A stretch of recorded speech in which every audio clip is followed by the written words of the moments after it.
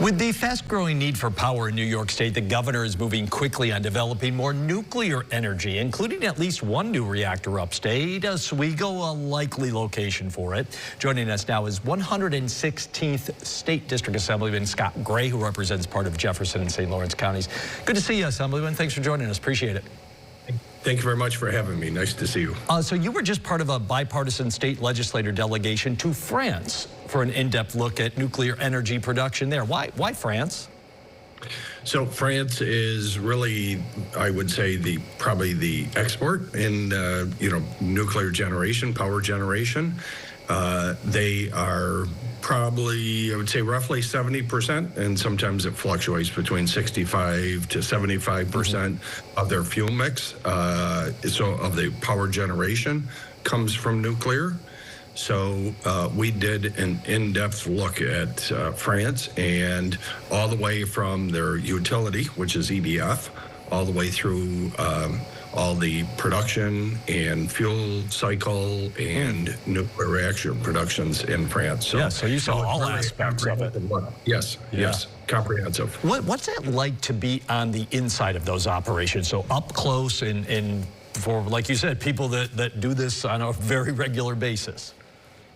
Yeah, I mean, it's what they do each and every day. So one of the facilities that we were at was Orano, and it was 650 acres. It was a large facility, has 4,500 employees, its own police department, its own fire department. Wow. And they have 4 reactors on site, as well as an enrichment facility. So they actually enrich the uranium right there. So that was fascinating to see.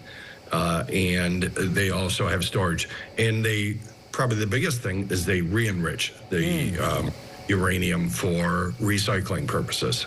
Well, I'm sure there was a lot, and I'm guessing it was a whirlwind trip.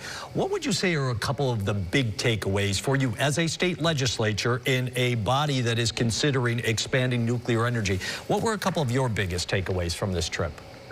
So first of all, if you watch all the safety that's inherently built into this whole system, it is incredible, and you see the technical aspects of building a reactor. We were actually in a factory that builds a reactor, and safety is the number one issue there.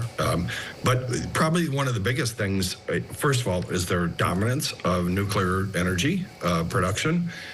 And secondly, and they're building 6 more reactors. So there's plenty of experience in terms of building reactors. And they're also, part of the trip was watching some of the facilities, building equipment to retool some of these reactors, even in the United States. Yeah. So the other thing is the recycling. So they are using fuel,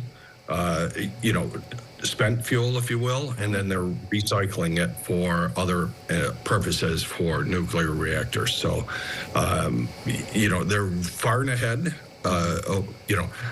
in front of everybody else in terms of the nuclear power generation. So it was an opportunity to learn exactly what a company is doing and a country is doing in terms of its reliance on nuclear and how it, like I said, 70% of its power baseline is nuclear. Yeah. Maybe sneak one last question in for you. Now, sure. How do you take all of this and how does that help New York on its road to grow nuclear power? Obviously, you can't get to where France is right now, but we were going to take a few baby steps here. So how does this trip help what we're doing here? Yeah. So right now, New York is about 20% of its overall fuel is being generated. Its overall fuel mix is nuclear.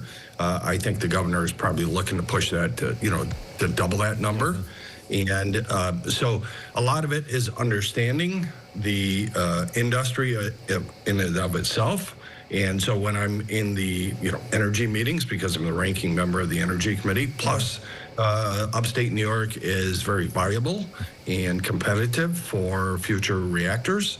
It is important that you know the industry inside and out. So as I tell everybody, you have to be able to walk and talk it. So you have to have in-depth understanding of what the whole industry is about in order to lead communities into the next generation of, our power generation. Assemblyman, this was a really great chat. I really appreciate your time. I would hope we can do this again because it's a really far-ranging topic. Yes, absolutely. Happy to do it anytime. Thank you for having me. Thank you.